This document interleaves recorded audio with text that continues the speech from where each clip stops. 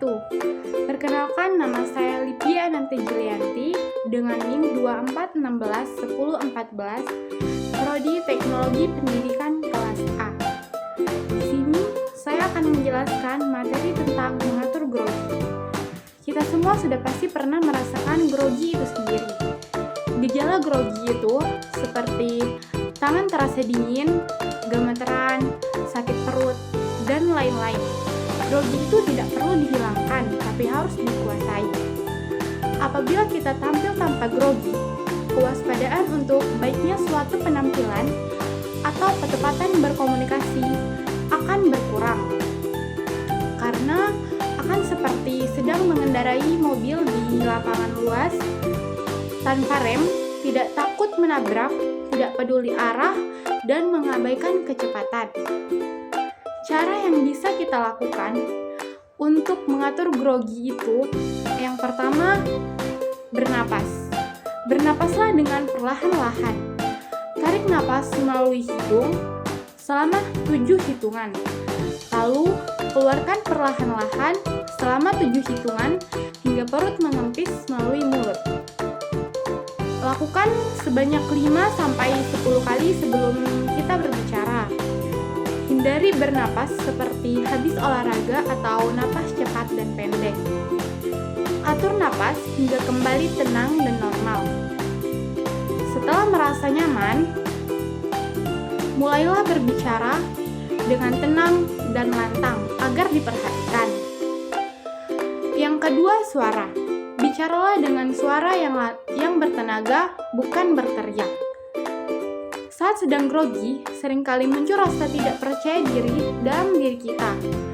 Ini menyebabkan kita sering mengeluarkan suara yang pelan dan tidak jelas, sehingga audiens akan lebih memperhatikan kita.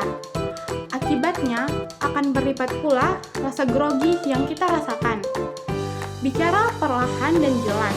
Ini dilakukan untuk menghindari keseleo lidah atau komikosilent. Misalkan kita akan mengucapkan kata benar atau betul, tapi yang terucap itu benul. Ini akan membuat kita terlihat semakin grogi. Selain bicara dengan lantang agar diperhatikan, kita juga harus dengar dan perhatikan. Seringkali saat grogi, kita ingin penampilan kita segera berakhir. Sehingga tanpa kita sadari, kita berbicara semakin cepat tanpa memperhatikan audiens. Sehingga audiens sibuk sendiri dengan gadgetnya atau bahkan menatap kita dengan tatapan kosong dengan pikiran yang entah kemana.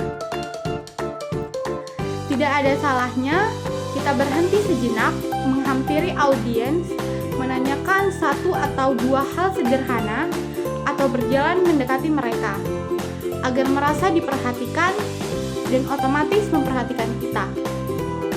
Bicaralah sesekali menatap mata audiens. Tidak menghindari tatapan dengan hanya fokus dengan skrip, materi presentasi, atau bahkan langit-langit ruangan. Apabila kita merasa tidak nyaman melihat mata audiens, kita bisa melihat hidung, kening, atau bahkan alis mereka. Cara yang terakhir itu mengerti materi bicara. Semakin kita mengerti dengan apa yang akan kita bicarakan, maka akan semakin nyaman pula kita menyampaikannya. Kalau sudah nyaman, maka akan berjalan dengan lancar dan meyakinkan. Sikap tubuh yang baik akan membuat kita nyaman bicara dan nyaman diperhatikan oleh lawan bicara. Semakin nyaman audiens memperhatikan kita, akan semakin rileks juga kita berbicara. Bicaralah dengan gestur terbuka, tegaklah dengan bahu yang lebar, tidak dengan posisi membungkuk, posisi tangan bergerak dan tidak menutupi tubuh. Lakukan kontak mata yang nyaman dan tersenyum, karena senyum dapat menghangatkan hati, dan hati audiens yang hangat berarti siap untuk diajak berbicara. Sekian yang dapat saya sampaikan. Semoga bermanfaat. Terima kasih. Wassalamualaikum warahmatullahi wabarakatuh.